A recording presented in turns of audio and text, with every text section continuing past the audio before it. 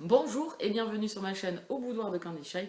Aujourd'hui, on va faire une vidéo que je fais une fois par an, donc une vidéo un peu spéciale. C'est le top des lectures 2019.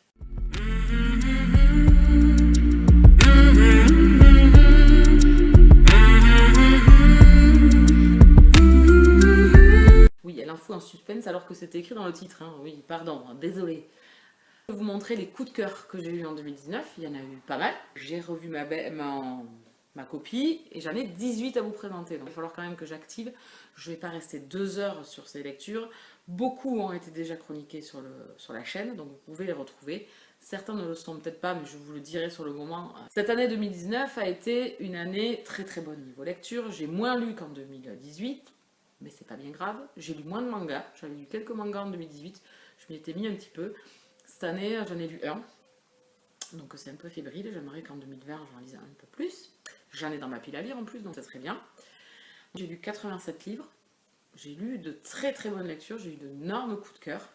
J'ai eu de magnifiques découvertes. J'ai plus lu de MM l'année dernière que l'année d'avant. Donc ça c'est génial parce que c'est vraiment un style de lecture actuellement qui fonctionne bien avec moi. Voilà, donc une bonne année 2019. On va pas épiloguer 10 ans dessus. Et on va rentrer dans le vif du sujet avec les 18 livres que je vais vous présenter. Enfin les 18 coups de cœur. Que ce soit pour un livre individuel ou pour une saga. On commence tout de suite avec le premier de l'année. C'est un e-book parce que je ne l'ai pas encore en papier, mais j'aimerais bien qu'il vienne compléter ma bibliothèque. C'est Les Roses de Cherokee, le tome 1 1993 de Lily Haim. Ça a été mon premier coup de cœur de l'année 2019. J'étais transportée avec ces deux personnages. C'était génial, la couverture, l'histoire, les émotions, voilà, l'écriture de Lily Haim, voilà. Tout l'a fait. C'était top. Voilà, c'est tout ce que je peux vous en dire. Pareil, vous pouvez retrouver les chroniques sur la chaîne. Je ne vais pas trop épiloguer. Les Roses de Cherokee, le tome de 1997. On retrouve nos personnages quelques années plus tard. Et j'ai tout autant adoré. Voilà, Lily Haim, voilà. Ça a été aussi, voilà, cette duologie, je vous la conseille. Moi, j'adore le Lily Haim. Voilà, jusqu'à maintenant, ça a bien matché. Cette duologie est vraiment magnifique. J'ai beaucoup, beaucoup aimé. Le deuxième, on passe en policier, thriller. Et j'ai lu La vérité sur l'affaire Harry Kéber de Joël Dicker. Roman qu'on a vu passer plein de fois, que je voulais lire et tout. Je l'avais trouvé en occasion. Bon, effectivement, le livre, il a vécu. Mais bon, c'est pas grave, hein. C'est pas bien grave.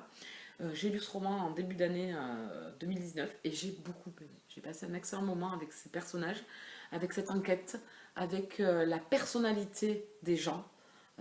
Ce côté, on a l'impression de connaître les gens et en fait pas du tout. Ça avait bien matché et j'aimerais bien lire d'autres romans de cet auteur. Donc celui-là, ça a été une super lecture, l'enquête et tout. J'étais pris dedans. Alors en plus, c'est quelque chose qui... C'est le genre de lecture, vous savez, il se passe pas une milliard de choses quand on suit l'enquête. Donc c'est assez linéaire. Mais en même temps, c'est assez intriguant et on a envie de savoir. Alors on nous fait découvrir plus la personnalité des gens, qui cache quoi. Voilà. Donc du coup, ça l'a bien fait, j'ai beaucoup aimé. Ensuite, on va parler série. Donc, parce que les trois sont dans les coups de cœur de l'année 2019. C'est la saga Search avec le tome 2, le tome 3, non, et le tome 3, et le tome 4. Voilà, donc la saga Search. J'ai lu le tome 1 fin d'année 2018, ça a été un énorme coup de cœur. Et en 2019, j'ai continué ma progression, j'ai lu 3 tomes. Je suis encore en retard sur la saga. J'aimerais bien me faire le tome 5 très prochainement. C'est une saga de romance paranormale elle-même, elle est géniale. Alors là, le paranormal n'est pas trop appuyé, je trouve, pour ceux que ça refroidirait, que ça ralentirait. J'aime beaucoup. On est dans l'univers du CERTS. Le CERTS, c'est comme les unités du SWAT. Je suis toute une équipe et je les adore tous autant qu'ils sont. Donc voilà, le CERTS. Voilà, vous pouvez retrouver. Alors par contre, vous pouvez retrouver 7 avis, je crois, mais je crois que ceux-là, je ne les ai pas encore chroniqués. Mais pourtant, ça fait un moment que je les ai lus. J'aime beaucoup. Voilà. Ensuite, un énorme coup de cœur, un roman qui m'a déchiré le cœur et en même temps fait voir les étoiles. C'est Sous le même ciel de Erika Boyer. C'est mon premier roman de cet auteur. J'ai adoré. Vraiment, du début jusqu'à la fin, j'ai adoré. C'est un roman en romance contemporaine elle-même qui est bouleversant, qui est magnifique, qui est triste. Mais qu'en même temps, qui donne le sourire et il y a de l'espoir et il y a, voilà, il y a un renouveau. Enfin, j'ai beaucoup, beaucoup aimé ce roman. Vous pouvez également retrouver l'avis sur la chaîne. C'était bouleversant, c'était sublime. Ce roman-là restera gravé dans ma mémoire. On a suivi 2 personnages sur toute une vie. On a passé toute une vie avec eux. Et quand on vit une vie avec une personne qu'on connaît par cœur, au bout d'un moment, ben voilà, on est touché et il reste gravé dans notre cœur, quoi. Donc du coup, moi, c'est ce qui s'est passé avec ce roman-là. J'ai vraiment adoré ce roman. Pareil, énorme coup de cœur. Populaire, le tome 1 et le tome 2. Alors le tome 2, je ne l'ai pas en papier, mais pareil, ça sera un de mes prochains achats parce que je le veux dans ma bibliothèque. Donc c'est la série Elite. Le tome 1, c'était Populaire, le tome 2, c'était Hide and Seek de F.V. Estier, en auto-édité. J'adore. Voilà, il n'y a pas d'autre mot, j'adore. J'ai gobé le tome 1, j'ai gobé le tome 2, que j'avais reçu en service presse par l'auteur. L'auteur me l'avait dédicacé, je crois, celui-là. L'auteur me l'a dédicacé, je l'avais croisé à la Rare, je crois. Oui, à la Rare. À la Rare de Paris en avril. J'ai adoré. Mais vraiment, dans la romance contemporaine elle-même, dans des quartiers riches de New York, avec des jeunes qui sont à la faculté. Et du coup, on va suivre leurs histoires et leurs amours. Et leurs complications aussi. Parce que franchement, c'est pas. Voilà. Le premier tome avait été sur Zane et Judd, et j'avais adoré. Et le tome 2 est sur Hopper et Kane, que j'ai adoré, que j'ai lu plus en fin d'année 2019. Et c'est deux énormes coups de cœur, autant pour le tome 1 que pour le tome 2, avec une préférence quand même pour le tome 2, pour les deux personnages que l'on nous a présentés. Mais c'est tout aussi bon, c'est tout aussi bien. Et si vous ne connaissez pas et que vous aimez le MM, allez-y, foncez, c'est vraiment excellent. Si je devais avoir un bémol, c'est trop court. Voilà, on en redemande. Donc vivement la suite, parce que c'est une saga. Donc j'ai hâte de lire les prochains tomes et de continuer avec les autres personnages secondaires de cette saga. Ensuite, pareil, on parle saga. Je vais vous parler du tome 3, et puis après de la saga spin-off, du tome 3 des Chroniques de Rennes, du tome 1 des Chroniques de Férine et du tome 2, que je n'ai pas en papier encore. C'est un de mes prochains craquages, je pense. Les Chroniques de Rennes, je l'ai fini en début d'année 2019, puisque je l'avais lu avant d'aller au Salon du Livre de Paris. Et j'adore. Vraiment, cette saga, elle est géniale. Si vous aimez la fantasy MM, allez-y, foncez. Elle est vraiment excellente. Vous vous faites captiver par ces personnages, par cette histoire. Et vous suivez Ren, qui au départ n'était pas un personnage auquel je pensais m'attacher. Et qui, en fin de compte, a su ravir mon cœur. Mais quand même, mon cœur va à Riyad.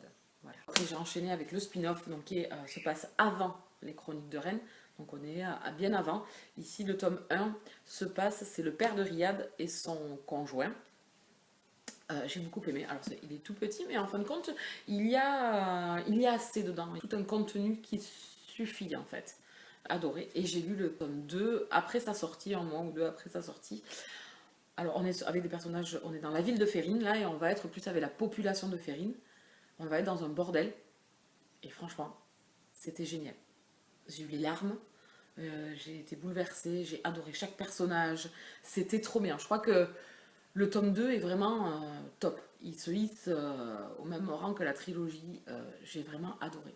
Je serais même restée plus longtemps avec ces personnages parce que j'ai un espoir quelque part pour mon personnage principal, hein, avec un des personnages que l'on croise dans la saga, mais on sait que c'est pas c'est compliqué et en fait quand votre cœur va à quelqu'un et que votre amour est on va dire impossible, voilà, c'est magnifique, ce tome 2 est grandiose. J'ai eu un énorme coup de cœur pour le tome 2. Vraiment cette saga de Feskin, elle est géniale, je la kiffe, je l'adore, voilà, tout ça. Ensuite on continue avec toujours chez Mix Bookmark, les fragments, non pas les Fragments d'éternité, le tome 1, Paris 1880, Paris 1899 de Séverine Mican. Celui-là, c'est un énorme coup de cœur. Je vais vous présenter les deux personnages, donc les voici. C'est James et Henrik. Je les adore. J'ai eu un énorme coup de cœur pour ces deux personnages. Dans ce Paris du début du 19e, dans ces rues de Montmartre, je suis tombée totalement amoureuse des personnages, de l'histoire, de la ville encore. Voilà. Elle le sait, la ville fait partie d'un des personnages de l'histoire. C'est très fort. J'ai été bouleversée. Et là encore, si je dois avoir un bémol, c'est trop court. Voilà. J'aurais aimé que ça soit beaucoup plus long avec ces personnages. La plume de l'auteur est vraiment magnifique. Ici, on est dans les arts, dans la peinture. Voilà, il y a toujours un art en fond dans le tome 2 aussi. Je peux que vous conseiller cette saga-là, elle est vraiment sublime. Maintenant, j'ai qu'une hâte, c'est d'avoir encore un autre tome des écrits de Séverine Nican, qui est une valeur sûre pour moi. Voilà. Evan, le tome 1, le guerrier, le repos du guerrier, de Kim Gallet aux éditions Rainbow. J'avais beaucoup aimé ce roman. On est avec des handicaps, donc chaque personnage a un handicap. Un des deux personnages revient de croisade, donc on est dans de la romance historique. Euh, et j'ai adoré, vraiment. J'ai hâte de lire le tome 2, j'ai pas encore eu le temps.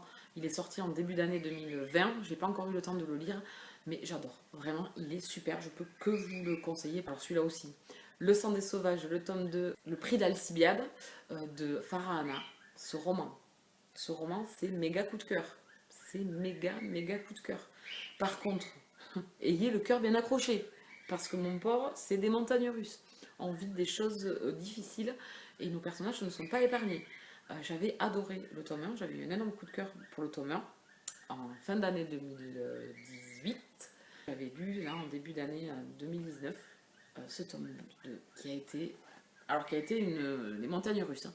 J'ai même refermé le bouquin à un moment donné, je me suis dit non, mais là, je peux pas continuer, je veux pas savoir ce qui va se passer. Elle peut pas faire ça, elle peut pas me faire ça, elle peut pas me faire ça, elle déchire mon petit cœur. Voilà. Donc voilà mon état d'esprit au moment de lire ce roman. Voilà. Donc bon. Vous pouvez retrouver également l'avis sur la chaîne. Je ne manque pas de lire les écrits de Farhana. Par contre, ses premiers romans, je ne les ai pas encore découverts. Là, j'ai lu Esmé. Mais alors du coup, j'enchaîne parce que je le mets dans le même, vu que c'est la même auteur. Esmé, le tome 1. Esmé, le tome 2. Voilà, donc là aussi on est dans autre chose hein, de Farhana, mais pareil, frustration, colère, montagne russe. Voilà, le tome 1 est un condensé de montagne russe. Le tome 2 nous apaise un peu plus et nous amène tout ce mal qu'on a eu dans le tome 1 et un peu rafraîchit un petit peu notre cœur.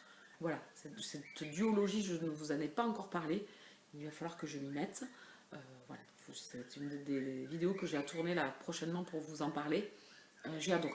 Voilà. Donc ces 3 romans de Farhana, j'ai adoré. Le prochain arrive bientôt. J'ai lu les 2 premiers chapitres sur Wattpad. Ça démarre plutôt fort. Les 2 personnages me plaisent beaucoup. Ce début me plaît énormément. Je ne sais pas comment ça va évoluer entre eux. J'ai envie d'avoir la suite. Ça, c'est une valeur sûre. Le premier, c'est un peu de la fantaisie. Divers fantasy. Les 2 autres, c'est de la romance contemporaine. Elle a su écrire 2 choses complètement différentes et avec tout autant d'addiction pour le lecteur.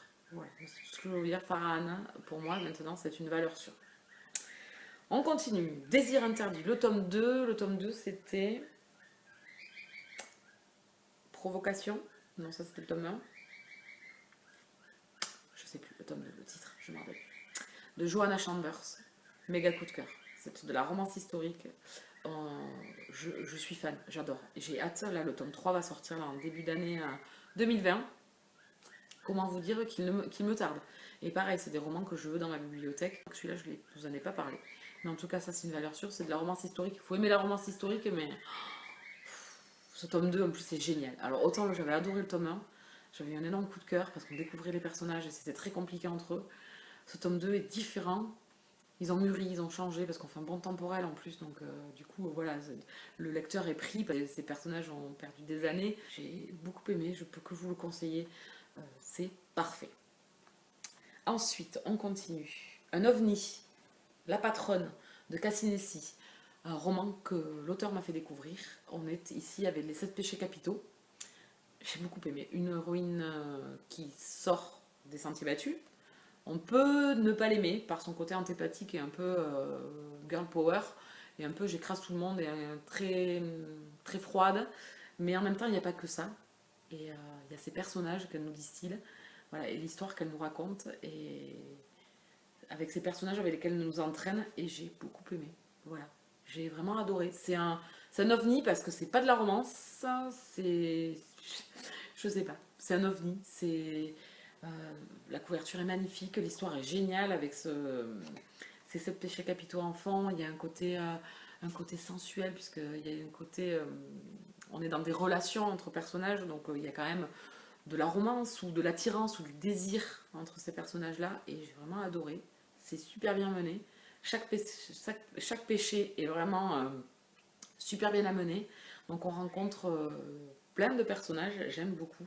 Et donc un duo qui me plaît beaucoup là-dedans, duo MM, qui me plaît beaucoup. Je ne sais pas si on les retrouvera ou pas, mais j'aimerais bien. Mais bon, ça après c'est au bon vouloir de l'auteur, je ne sais pas. J'ai eu un énorme coup de cœur parce que, je vous dis, ce roman, il est totalement différent de ce que j'ai pu lire. Voilà, c'est pas de la romance pure, c'est un ovni. Voilà, pour moi c'est un ovni. Il y a de la romance, mais c'est pas... je peux pas dire plus quoi. Je vous ai fait une chronique également sur la chaîne, n'hésitez pas à aller la regarder. Ensuite, on va parler saga avec les 2 derniers tomes d'une saga.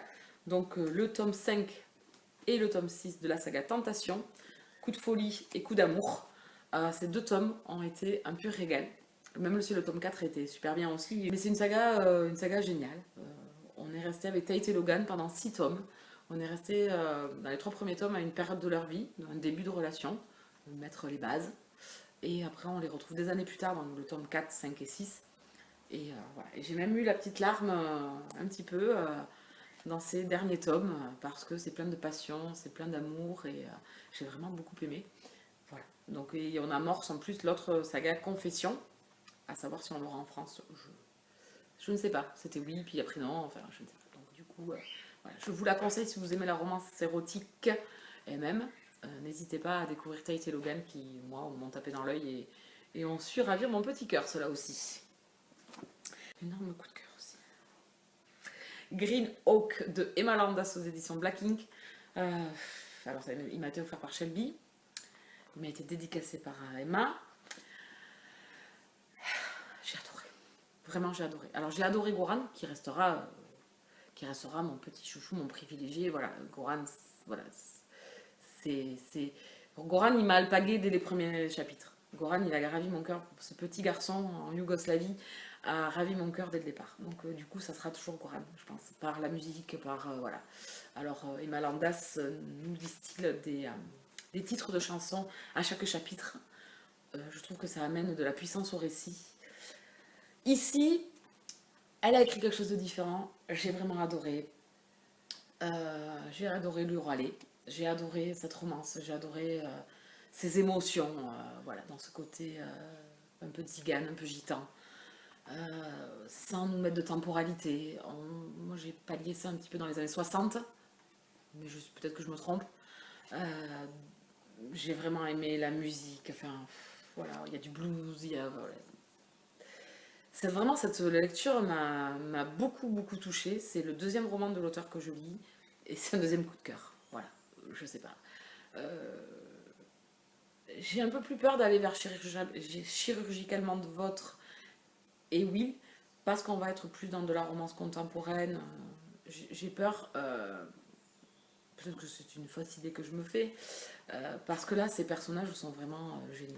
Voilà, ils sortent du lot, voilà, ils ont des émotions magnifiques, les sentiments sont plus que beaux, il leur arrive des choses très très dures, comme dans Goran.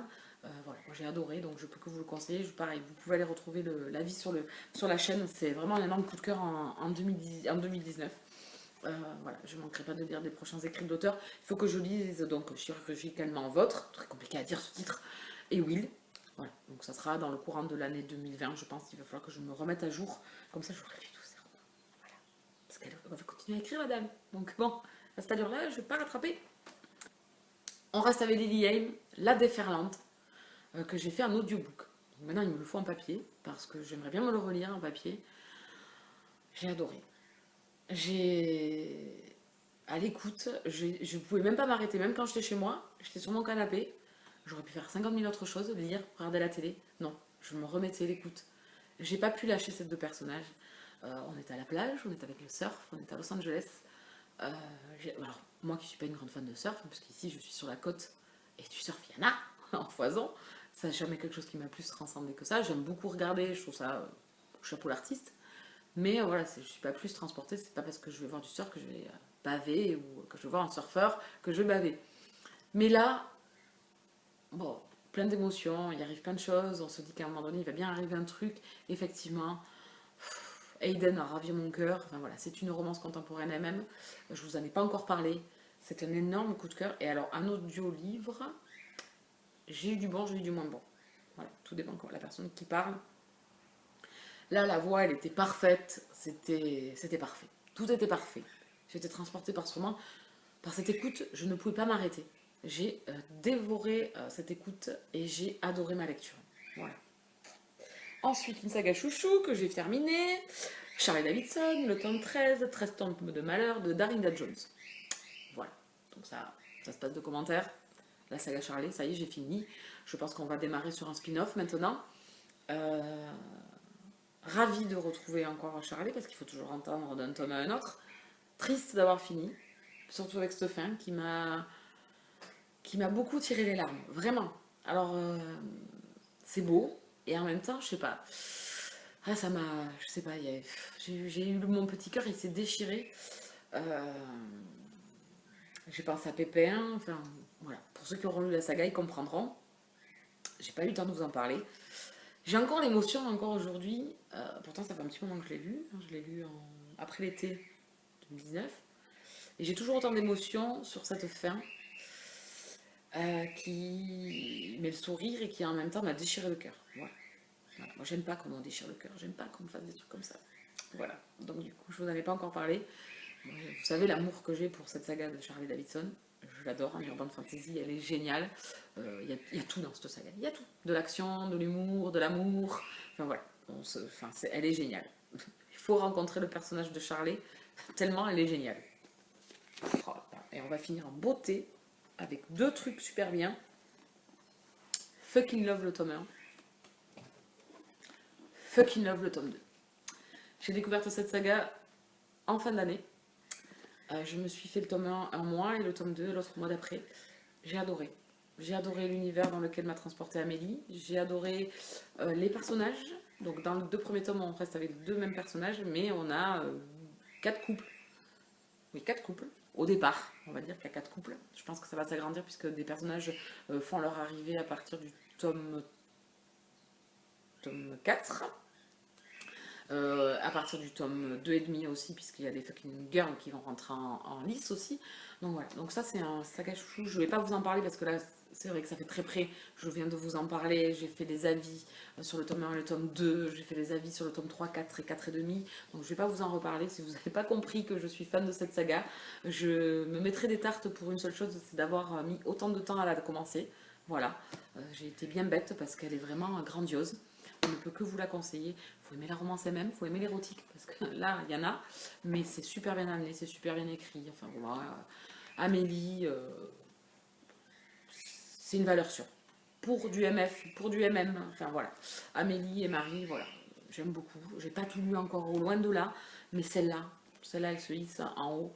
Ça va faire partie de mes sagas chouchou MM. Il n'y a pas à réfléchir, quoi. Voilà. Le tout dernier, on va passer dans du thriller. Et on va passer avec La mort en tête de Sir Cédric, que j'ai lu en fin d'année avec Gégé, parce qu'on s'est fait les Sir Cédric, on se les a fait ensemble. Ça se finit au niveau des deux personnages que l'on suivait. J'espère qu'un jour il reviendra dessus, parce que c'est quoi cette affaire? J'ai envie d'avoir la suite, moi. Enfin, du coup, ça amorce peut-être une suite. Moi, j'aimerais tellement retrouver Eva et Vauvert. Je les adore, vraiment. Alors, c'est du thriller, mais dedans, il y a de la romance également. Et je trouve que elle fait partie intégrante de l'histoire et que même s'il ne nous en met pas trop, elle fait une grande place avec ces deux personnages qui, enfin, franchement, moi, je les trouve géniaux. Voilà, moi, je les adore. Donc, du coup, ça a été un énorme coup de cœur, ce tome-là, qui finit en fait une trilogie, on va dire, avec ces deux personnages. J'ai adoré. Là, ça va à 100 à l'heure. Dès que vous commencez, ça ne s'arrête plus. Ils vont de catastrophe en catastrophe. L'enquête se retourne contre eux. Tout se retourne contre eux, mais vraiment, ce tome est excellent. On ne s'ennuie pas du début à la fin. C'est un roman qui fait 500 pages, je crois. Je ne les ai pas vus passer. Je l'ai gobé, j'ai adoré. Voilà. Donc, Sir Cédric, pareil, auteur valeur sûre. Maintenant, je vais me procurer les one-shots qu'il a pu écrire, où il est revenu plutôt sur du thriller classique, on va dire, si on peut employer ce mot-là, parce que là, on est quand même du thriller avec une petite part de fantastique. Voilà, toujours omniprésente. Et moi, j'adore, parce que ça change des thrillers on peut voir. Je vais continuer ma découverte de cet auteur.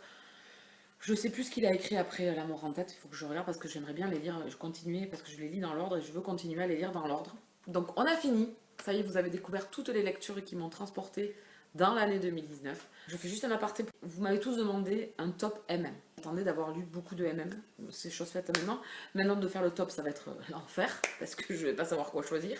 Je vais essayer de vous faire un top très prochainement. Il m'a été demandé. On m'a demandé également de faire les abréviations des mots que j'utilise des fois comme MM, MF. Voilà. Donc, du coup, je ferai aussi une vidéo. Je pense qu'elle sera pas très longue parce qu'il n'y a pas grand chose à dire. J'essaierai d'inclure les genres aussi, de comment moi je les vois. Voilà, donc ça c'était l'aparté. C'était vraiment de magnifiques lectures, de magnifiques moments. J'ai adoré. Voilà, ces lectures que je vous ai présentées là, c'est vraiment des lectures qui vont rester gravées dans mon cœur, dans ma tête, qui ont été géniales. Tout autant qu'elles sont, dans des genres différents, dans des histoires différentes. J'espère peut-être vous faire craquer pour certains, retrouver sinon, à part les tout derniers là où j'ai peut-être pas fait toutes les vidéos sur les derniers que je vous ai présentés, mais sinon vous pouvez retrouver les vidéos de tous ces avis. N'hésitez pas à mettre un petit pouce sur la vidéo, à vous abonner sur la chaîne et à enclencher la petite cloche pour être prévenu de mes parutions. En attendant, moi je vous laisse là et je vous dis à très bientôt. Bisous câlins.